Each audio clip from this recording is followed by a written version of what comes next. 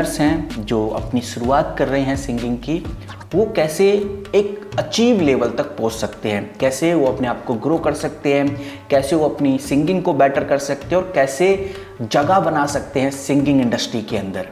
Basically मैं कोई singer नहीं हूँ, बट जितनी भी रिसर्च मैंने करी है और जितने भी बड़े बड़े सिंगर्स बताते हैं, अपना इंटरव्यू देते हैं और वो जिस तरह से बातें शेयर करते हैं, वो सभी बातें आपको बताने की कोशिश करूँगा। मोस्ट कॉमन पॉइंट आपके सामने रखूँगा कि बड़े बड़े सिंगर्स किस तरह से अपने आप को ग्रो कर रहे हैं और कैसे आपको भी ग्रो करना चाहिए। बेसिकली जितना भी डाटा मैं आज आपके सामने शेयर करूंगा, जितनी भी इंफॉर्मेशन और जितनी भी टिप्स आपको दूंगा, वो सभी जेन्युइन सोर्सेस के ऊपर अकॉर्डिंग है। बेसिकली मेरा कोई पॉइंट ऑफ व्यू नहीं है। बड़े बड़े सिंगर्स इस तरह की बातें करते हैं। बाकी बहुत सारे लोग ये भी बोलते हैं जो सिंगिंग टैलेंट है वो एक नेचुरल टैलेंट है, यानी कि पैदाइशी आता है। इसके अंदर हम थोड़ा सा रिहर्सल करके, प्रैक्टिस करके इसको इन्हेंस कर सकते हैं, बट ये नेचुरली होती है। बट ऐसा बहुत सारे सिंगर्स ने बोला है कि ऐसा कुछ भी नहीं है। हाँ, ये कह सकते हैं कि नेचुरल सिंगिंग हो सकती है, यानी उनके ख़ानदान के अंदर ज़रूर सिंगर होंगे, ज़रूर गायक होंगे, तो बच्चे के अंदर वो बात आ जाती है, ये चीज़ है। बट जिसका बैकग्राउंड नहीं है सिंगिंग से, जिसके पेरेंट्स या उसके पेरेंट्स के पेरेंट्स ने भी कभी सिंगिंग सुनी भी नहीं है इतनी, वो भी बड़े सिंगर बन सकते हैं और बहुत फेमस भी हो सकते हैं। ऐसा अक्सर देखा भी गया है। तो मोस्टली जितने भी बड़े से बड़े आर्टिकल्स आते हैं जहाँ पर सिंगर्स ये बताते हैं कि आपको फर्स्टली किस चीज़ के ऊपर काम करना चाहिए, वो होता है गाइस ब्रेथ। जी हाँ दोस्तों, सांस लेना। जो ब्रेथिंग सिस्टम है उसके ऊपर वो बहुत ज़्यादा फोकस करते हैं और उसी चीज़ को इम्प्रूव करने की कोशिश करते हैं और वो दूसरों को भी यही सलाह देते हैं कि आपको भी अपने ब्रेथ को इम्प्रूव करना चाहिए। अब किस तरह से इम्प्रूव करना है वो मैं आपको बताऊंगा। सबसे पहले आपको ब्रीथिंग एक्सरसाइज करनी है। जितनी भी ब्रीथिंग एक्सरसाइज हैं आप इंटरनेट पे फाइंड कर सकते हैं। नॉर्मली हम जिस तरह से सांस लेते हैं वो ऑटो पायलट मोड पे रहता है, यानी कि आप चल रहे हैं तो भी सांस ले रहे हैं, खा रहे हैं तो भी सांस ले रहे हैं और आपको ये नहीं सोचना पड़ता कि आपको सांस लेनी है और छोड़नी है, बिकॉज वो ऑटो पायलट है। यानी कि आप कुछ ही सेकंड्स के अंदर सांस ले रहे हैं, कुछ ही सेकंड्स के अंदर सांस छोड़ रहे हैं। और सांस लेना और छोड़ना आप कोई दूसरा काम करते वक्त भी करते ही रहते हैं। लेकिन जब हम सिंगिंग करते हैं, जब हम गाते हैं, तो आपको इस चीज़ के ऊपर बहुत ध्यान देना होता है, यानी कि सांस कब लेनी है, कब छोड़नी है।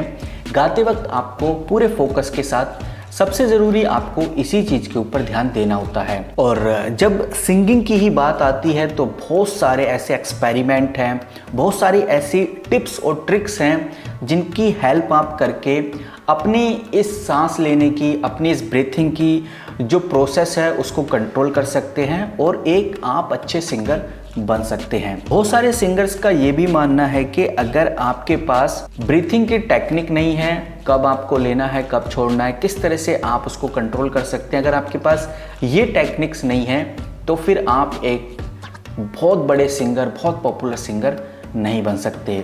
ऐसा बोला जाता है कि जब आप सिंगिंग करते हैं तो आपको जल्दी से ब्रीथिंग लेने की ज़रूरत पड़ती है, लेकिन जब हम ब्रीथिंग करते हैं तो इनहेल और एक्सहेल का दोनों का बहुत ज़्यादा सपोर्ट रहता है और एक नॉर्मल पर्सन सिर्फ अपने लंग्स का 10% ही यूज़ कर पाता है और वहीं सिंगिंग के दौरान आपको अपने लंग्स का 50% तक यूज़ करना होता है। तो आप इससे आइडिया लगा लीजिए कि आप जब नॉर्मल चल रहे हैं और आप सांस ले रहे हैं तो जो आपके फेफड़े हैं वो सिर्फ 10% ही इस प्रोसेस में यूज़ होते हैं, बट आप जब सिंगिंग करते हैं तो उनका 50% यूज़ किया जाता है। वैसे तो बहुत सारी प्रॉब्लम्स हैं जिसकी वजह से एक सिंगर की ये जो ब्रीथिंग प्रॉब्लम है उसको ठीक किया जा सकता है, बट इसके अंदर जो मेजर प्रॉब्लम्स हैं वो यही हैं कि जब भी आप सिंगिंग करते हैं तो सबसे ज़रूरी है आपको आपका जो बॉडी पोस्चर है बिल्कुल सीधा रहना चाहिए। अगर आपका बॉडी पोस्चर